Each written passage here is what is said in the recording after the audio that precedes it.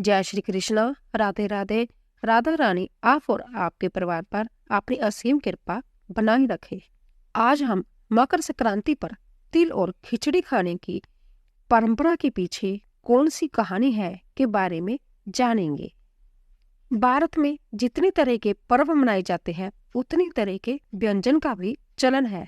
जैसे होली पर गुजिया, दिवाली पर पेड़े, इसी तरह मकर संक्रांति के दिन तिल के लड्डू और खिचड़ी खाने की परंपरा चली आ रही है।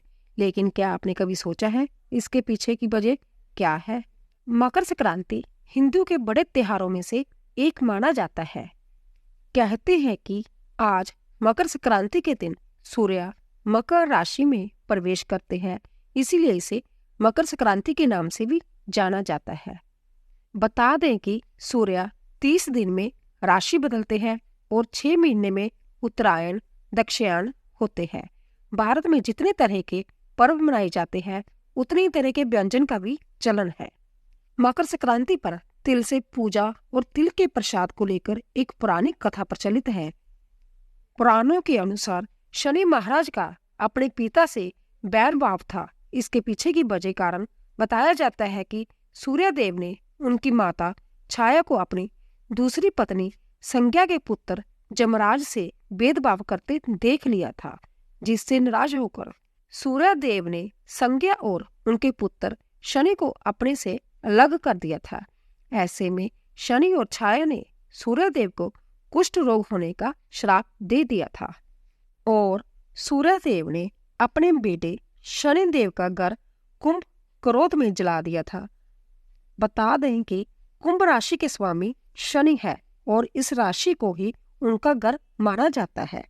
सूर्यदेव द्वारा घर जलाने के बाद जब वह वहां पहुंचे तो काले तिल के अलावा सब कुछ जलकर राख हो चुका था। कहा जाता है कि तब शनिदेव ने उन्हीं तिल से सूर्यदेव का स्वागत किया था। शनिदेव के व्यवहार को देखकर सूर्यदेव प्रसन्न हो गए, जिसके बाद उन्होंने खुश होकर शनिदेव को एक और घर के रूप में मकर रहने के लिए दिया।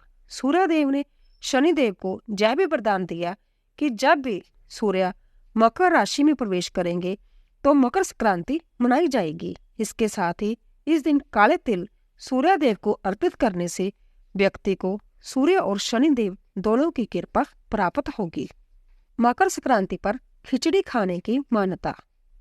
मकर संक्रांति पर खिचड़ी खाने की परंपरा के पीछे देवों के देव महादेव के अवतार कहे जाने वाले बाबा गोरखनाथ की कहानी प्रचलित है।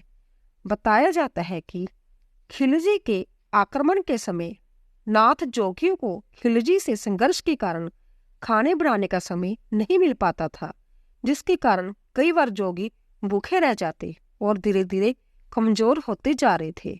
इस स्थिति से निकलने के लिए बाबा गोरखनाथ ने दाल चावल और सब्जी को एक साथ पकाने की सलाह दी। उनकी सलाह के बाद बनाया गया भोजन झटपट बन गया, जो खाने में काफी स्वादिष्ट होने के साथ साथ पौष्टिक भी था।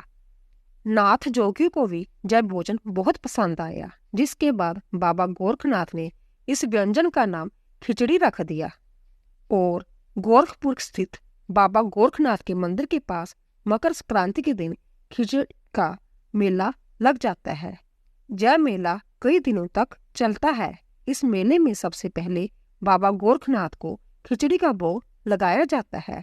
इसके बाद प्रसाद के तौर पर इसे बांट दिया जाता है। अगर आपको हमारी जानकारी पसंद आई हो, कृपया शेयर कीजिए, लाइक कीजिए और सब्सक्राइब कीजिए। आप सभी का धन्यवाद।